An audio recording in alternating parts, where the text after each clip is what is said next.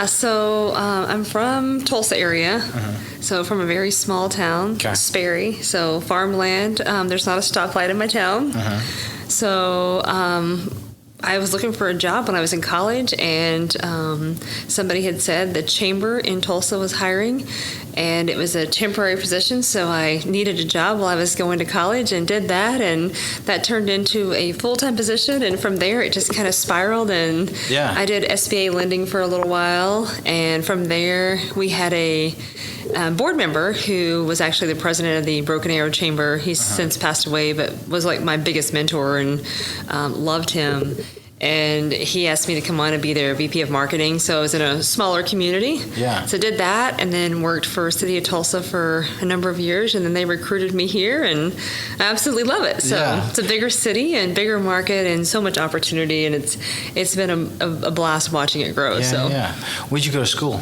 I went to Northeastern State University, so Tahlequah. It's beautiful up there. It is gorgeous. It's so pretty. So I got my master's from there as well, and did some adjunct teaching for a number of years, which absolutely love doing that. It was, oh, really? Yeah. You can be exhausted from a day of work, but then going and teaching in the evenings and just seeing, the kids light up and just being a part of that and know that you're, contributing to their success is really fun. So what was like the childhood dream then growing up? Like, I assume you didn't think you'd be doing what you do now. I didn't. It's funny. I wanted to be a teacher and a coach. Okay. And my dad said, well, if you want to coach so much, like, why don't we take on a team? So we took on this softball team, and I didn't have a kid, so I just took on this random group of like recreational kids, and I realized then that you can love the sport, but it doesn't mean that you're going to love teaching it. And I had all these kids. I remember a dad showed up, and he gave me 2 gloves, and he goes, I don't know if my daughter's right-handed or left-handed, but here you go. Will you find out for me?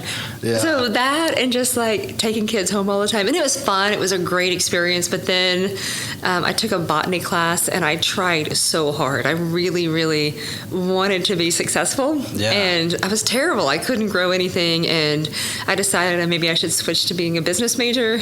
And from then, I never turned back, and it just seemed to kind of click and fell into place. So do you play quite a lot of sports growing up then as well? I played softball growing up, and then in my older days, I became a cyclist, so I spend every weekend biking. Yeah. So I did a 75-mile ride yesterday, and I went out towards Union City. I don't know if you know where Union City is. I do not, no. I didn't either, but it's near Mustang, and we went to the south side at like 119th, and it was dreary and rainy, but it was still beautiful. Took a bunch of farm roads, end up near El Reno, and I think we might have hit 5 cities in 75 miles, but it was fun.